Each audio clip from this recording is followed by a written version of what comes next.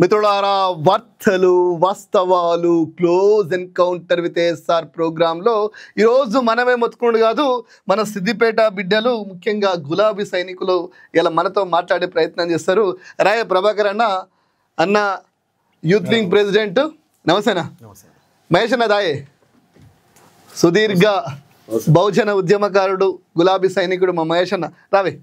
ఈరోజు వార్తలు వాస్తవాలు తీసుకుంటే మిత్రులారా, ఈరోజు వార్తలు వాస్తవాలు తీసుకుంటే కాంగ్రెస్ గూండాగిరి, బీఆర్ఎస్ నేతలు కార్యకర్తలపై నవీన్ యాదవ్ సోదరుడి దౌర్జన్యం. ఒక్క నవీన్ యాదవే కాదు, ఆయన వెనకాల ఉన్న గూండాలు, రౌడీలు, ఆ గ్యాంగ్ మొత్తం బీఆర్ఎస్ పార్టీకి సంబంధించినటువంటి ప్రతి ఒక్కరిని బెదిరించే ప్రయత్నం చేస్తారు, ధమ్కి ఇచ్చే ప్రయత్నం చేస్తారు. గూండాగిరి విశ్వనగర వేదికగా చూపిస్తారు. మళ్ళీ చెప్తున్నా మిత్రులారా, మళ్ళీ చెప్తున్నా, రౌడీలు, గుండాలు దాడులు చేస్తారు, ధమ్కీలు ఇస్తారు, కానీ హీరో ఎదిరిస్తాడు. ఎవరా హీరో? ముమ్మాటికి ఒకే ఒక్కడు ఇప్పుడు హైదరాబాద్లో కొట్లాడుతున్న కల్వకుంట్ల తారక రాముడే ఖచ్చితంగా హీరోగా చెప్పచ్చు మనం.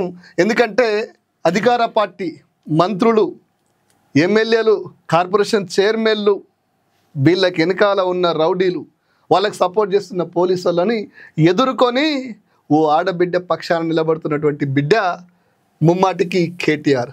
మిత్రులారా, ఒకసారి చూడండి, భర్త చచ్చిపోయి పుట్టెడు దుఃఖంలో ఉంటే వాళ్ళ మీద, వాళ్ళ కోసం ప్రచారం చేయడం కోసం వచ్చిన వాళ్ళ మీద నవీన్ యాదవ్ అనే ఈ రౌడీ, డైరెక్ట్ చెప్తున్న రౌడీ, వాస్తవంగా నేను 2001లో ఎన్నికల ప్రచారంలో ఉన్నా, 2006లో ఉన్నా, తర్వాత పరకాల్లో ఉన్నా, నారాయణఖేడ్లో ఉన్నా, అట్లాగే 2014లో ఉన్నా, దుబ్బాకలో ఉన్నా, హుజరాబాద్లో ఉన్నా, మున్గోట్లో ఉన్నా. జూబ్లీహిల్స్ ఎందుకు లేని లైట్ వేసుకుందాం అనుకున్నా. కానీ నవీన్ యాదవ్ లాంటి రౌడీలను చూసినాక, వాళ్ళు ఇస్తున్నటువంటి రౌడీ స్టేట్మెంట్లను చూసినాక మనం కూడా యుద్ధ రంగంలో మరోసారి అడుగు పెట్టాలనుకుంటున్నా. ఖచ్చితంగా రేపటి జూబ్లీహిల్స్లోనే ఉంటా, ఎవడేం చేస్తాడో చూద్దాం. కొట్లాట గక్కడి నుంచే స్టార్ట్ చేద్దాం. మిత్రులారా, ప్రభన్నకి చెప్పే ఏంది, 2 ఏళ్ళు ఏం చేసిండని ఓటేయాలని చెప్పేసి ఒక ముసలామె మంత్రిని పట్టుకొని అన్న జూబ్లీహిల్స్ ఎలక్షన్ లో ప్రచారానికి పోతున్నటువంటి మన కాంగ్రెస్ సంబంధించిన మంత్రులు ఒక 5 బూత్లకు 4 బూత్లకు ఒకరు ఇన్ఛార్జ్ ఉన్నారు.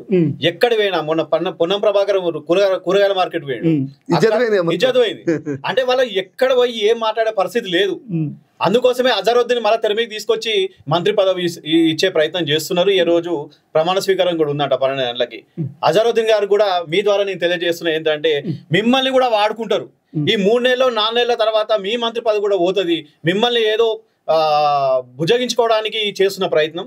రేవంత్ రెడ్డి ఎన్ని ప్రయత్నాలు చేసినా, ఈరోజు ప్రజలారా, జూబ్లీహిల్స్ ప్రజలారా, మీ కూడా ఒకటి వినయంగా తెలియజేస్తున్నాను అన్న మీడియా ద్వారా.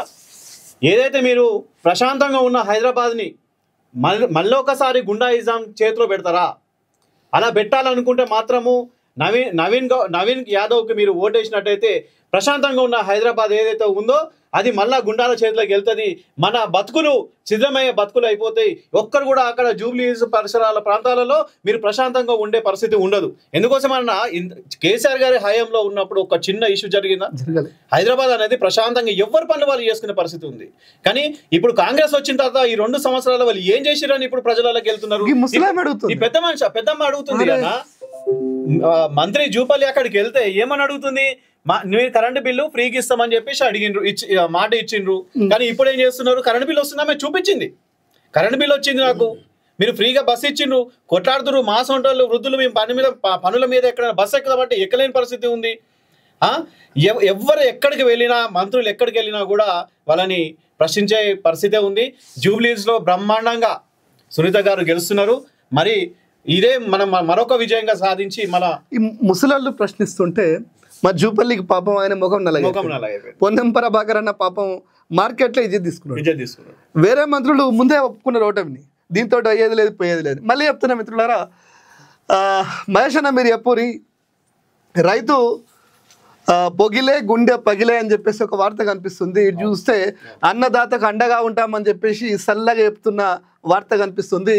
ఇటుదేమో చేతికొచ్చిన పంట నీళ్ల పాలని చెప్పేసి వాళ్ళ పేపర్లు చెప్తుంది. అసలు రేవంత్ రెడ్డి రైతాంగానికి ఏం చేయబోతుండు? అసలు రైతు అంటే ఇలా గుండె పోలుతా ఉన్నది. ఆనాడు ఇలా కేసీఆర్ హయాంలో ఇచ్చినటువంటి రైతు బంధు ఇలా ఉన్నదా? లేదు. రైతు పెట్టుబడి సాయం అందించారు.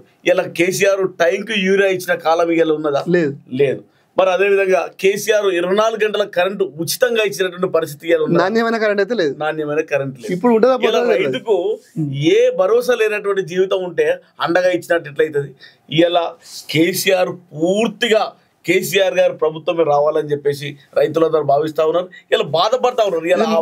మన జిల్లా ఇది, మన జిల్లాలో సిద్దిపేట జిల్లాలో వార్త చూస్తే హుస్నాబాద్ లో కలెక్టర్ కాళ్ళు మొక్కే పరిస్థితి వచ్చింది. ఇలా రైతులు అంటే సగర్వంగా బతకాలని చెప్పేసి కేసీఆర్ ఇన్ని సంక్షేమ పథకాలు పెట్టి రైతును ఒక రాజుగా చేసినటువంటి చరిత్రను చూసి ఇలా బిచ్చగాలుగా అడుక్కునేటువంటి పరిస్థితి తీసుకొచ్చింది ఈ రేవంత్ రెడ్డి ప్రభుత్వం. నిజంగా రైతాంగానికి కేసీఆర్ నాణ్యమైన కరెంట్ ఇచ్చి, అవును 24 గంటల కరెంట్ ఇచ్చి, రైతు బంద్ ఇచ్చి, రైతు బీమ్ ఇచ్చి, కళ్ళాల కాడ వాళ్ళ పంటల కాడ కళ్ళాలు పెట్టి కొనిపించి వాళ్ళ అకౌంట్లో పైసలు వేస్తే వాళ్ళని కాదనుకొని, కేసీఆర్ని కాదనుకొని, పాలిచ్చే బర్రెని కాదనుకొని రేవంత్ రెడ్డి కోటేస్తే అధికారుల కాలు మొక్కే పరిస్థితి వచ్చింది. అసలు ఏం ఇప్పుడు ఈ తల్లికి తన్నే దున్నపోతు తెచ్చుకున్నట్టు అయిపోయింది. ఇప్పుడు తన మరి దున్నపోతు వినకపోతే ఏం చేస్తే చేస్తా ఊర్లలో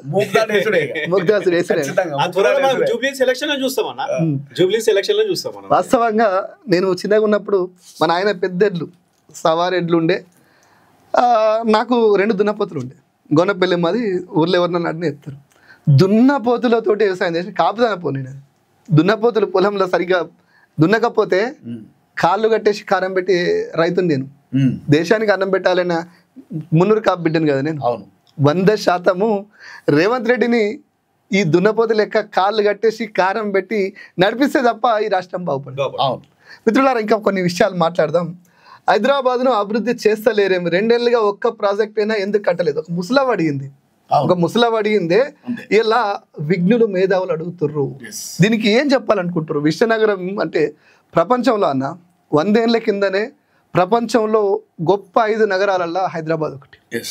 ఇలా నవీన్ అనేటోడు గెలిస్తే వాళ్ళ నాయన రౌడీ షీటర్, వాళ్ళ తమ్ముడు రౌడీ షీటర్ అట. ఈయన మీద విపరీతమైన కేసులు ఉన్నాయి. కొంతమంది సోషల్ మీడియాలో సల్మాన్ ఖాన్ ఎందుకు గులాబీ సైనికులు తీసుకున్నారని, ఒక ముళ్ళు తీయాలంటే ఇంకో ముల్లే కావాలి కదనే. వీళ్ళు మొన్నటిదాకా వీళ్ళ పెద్ద పెద్ద మాటలు మాట్లాడుతుండు. నవీన్ బొట్టు పెట్టుకొని తిరుగుతుండు. ఇంతకుముందు పోటీ చేసింది దేని మీదనే? ఎంఐఎం మీద కదా. ఇలా ఎంఐఎం ఓట్ల కోసం అజారుద్దీన్ తీసుకొచ్చి ఏదో డ్రామా ఆడుతారు. అజారుద్దీన్ కూడా ఆయన దేశానికి చేసినటువంటి త్యాగం ఏంది, మొన్నటిదాకా జరిగినటువంటి ఇన్వెస్టిగేషన్ ఏంది, దేశ ఖ్యాతి ఎక్కడి నుంచి ఎటువైంది తెలంగాణ సమాజం గమనిస్తుంది. వాస్తవంగా ఈ తల్లి అడిగినట్టుగా, వృద్ధురాలు అడిగినట్టుగా తెలంగాణ సమాజం అడగాలి. హైదరాబాద్ ప్రశ్నించాలి వీళ్ళను. వాస్తవం. ఇంకో మాట అన్న, హైదరాబాద్ అభివృద్ధి అనేది, ఈ హైదరాబాద్ అభివృద్ధి అంటేనే కేవలం కేసీఆర్ నేతృత్వంలో, కేటీఆర్ మార్గదర్శకత్వంలో అభివృద్ధి అనేది జరిగింది. ఎందుకు ఈ మాట చెప్తున్నా అంటే, హైదరాబాద్ మొన్న జనరల్ ఎలక్షన్ లో రాష్ట్రంలో బీఆర్ఎస్ పార్టీ ఓడిపోయినా హైదరాబాద్ మొత్తం కూడా బీఆర్ఎస్ గెలిచింది. దాని అర్థం ఏంది? విజ్ఞులు, మేధావులు, హైదరాబాద్ అంటే విజ్ఞులు, మేధావులు, ఎడ్యుకేటెడ్ పీపుల్ అంతా కూడా హైదరాబాద్ లో ఉంటారు. వాళ్ళందరూ కూడా ఏం ఆలోచన చేశారు? Is a correct person, correct party, right party అని చెప్పేసి బీఆర్ఎస్ ఎంచుకున్నారు. మరి ఇదే పరిస్థితిలో అట్లా విఘ్నతతో ఓటేసినటువంటి ప్రజలు ఇలా ఈ రౌడీ షీటర్ కాంగ్రెస్ అభ్యర్థి నవీన్ యాదవ్ మరోసారి వివాదాస్పద వ్యాఖ్యలట. జూబ్లీహిల్స్ లో బీఆర్ఎస్ క్యాడర్ వారంలో కథం చేస్తాడట. ఎవడయ్యా వీడెవడు? వీడు బీఆర్ఎస్ కథం చేసేది, వీడు కథం చేసుడు కాదు, జూబ్లీహిల్స్ ప్రజలే బొంద పెడుతురు. వాస్తవంగా నవీన్, నేను ఓపెన్ గా చెప్తున్నా, నవీన్ యాదవ్ అనేటోడు ఎప్పుడో కథమైండే. 2014లో ఎంఐఎం మీద పోటీ చేసిండు, 40,000 ఓట్లు ఏమో వచ్చినాయి. ఇండిపెండెంట్ గా పోటీ చేస్తే 20,000 ఓట్లు రాలే. కథమై 2020లో పోటీలో కూడా లేడు. గీన కథమైనోడు, రాజకీయంగా కథమైనోడు, రౌడీల నెంబర్ లేకుండా తిరగలేనోడు, రౌడీలతోటి రాజ్యం తేవాలనుకున్నోడు, ఈ కాంగ్రెస్ చేస్తున్నటువంటి డ్రామాలో ఒక పాత్రధారుడు. వీడు హైదరాబాద్ లో గులాబీ సైనికుల్ని లేకుండా చేస్తాం, కథం చేస్తాం అనుడు ఏంది? ఎందుకు కేసు కడతలేరు? ఒక్క మాటనే, ఈయన వీళ్ళ నాన్న చిన్న సిరిశెల్లం యాదవ్, ఆయన రౌడీ షీటర్ గా మనం ఇచ్చిందో లేకపోతే ఇంతకుముందు గత ప్రభుత్వాలు ఇచ్చే కాదు, వాళ్ళు అదే కాంగ్రెస్ ప్రభుత్వం ఇలా ఏ కాంగ్రెస్ కండవా వేసిరో అదే కాంగ్రెస్ వాళ్ళు ఈయన రౌడీ షీటర్ అని చెప్పేసి రాజశేఖర్ వైఎస్ రాజశేఖర రెడ్డి ముద్ర వేసి, కాంగ్రెస్ పార్టీ అంటేనే రాజశేఖర రెడ్డి బొమ్మ, కాంగ్రెస్ పార్టీ కండవా చూస్తే రాజశేఖర్ రెడ్డి గుర్తుపడతారు తెలుగు ప్రజలకు. అట్లాంటి ప్రధానమైన నాయకుడే చిన్న శ్రీశైలం యాదవ్ లాంటి రౌడీ అవసరమా అని చెప్పేసి ఆయనను ముద్రేసి ఆయనకు రౌడీ షీట్ వేసి పంపిస్తే వీళ్ళు అదే రౌడీ కొడుకుని తీసుకొచ్చి ఈ కండ వేసుకొని నిలబెట్టినట్టే కాంగ్రెస్ పార్టీ దౌర్జన్య పరిస్థితి దిగజారుడు పరిస్థితి ఏడికి వచ్చిందో అర్థం చేసుకోవచ్చు. వాస్తవంగా హైదరాబాద్ ప్రజలారా ఒకసారి ఆలోచన చేయండి. నవీన్ యాదవ్ అంటోడు ఇవాళ ఎలక్షన్ ముందు బీఆర్ఎస్ సైనికుల్ని కథం చేస్తా అన్నాడు, రేపు ప్రశ్నించడం మిమ్మల్ని కథం చేస్తాడు. నియోజకవర్గాలలో రౌడీలు గుండాలు ఇట్లా విచ్చలవిడిగా సైర విహారం చేస్తారు. దయచేసి జూబ్లీహిల్స్ ప్రజలను అడుగుతా ఉన్నా, ఈ ప్రజాస్వామ్యమా రౌడీ రాజ్యమా? ఈ రౌడీలకి ఆ కమ్యూనిస్టు నాగేశ్వర్ లాంటి వాళ్ళు సపోర్ట్ చేస్తుంటారు. సిగ్గుండాలనే పైసలు ఇస్తే ఎవరికి వానికి సపోర్ట్ చేస్తావా? పైసలు ఇస్తే పీ తింటావా?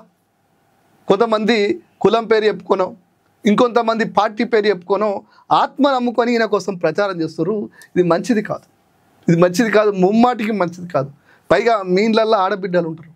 భర్తను కోల్పోయి ఓ ఆడబిడ్డ యుద్ధం చేస్తా అంటే వాళ్ళ ఆడబిడ్డలు మన అక్కయ్యల లెక్కనే ఉంటారు కదా.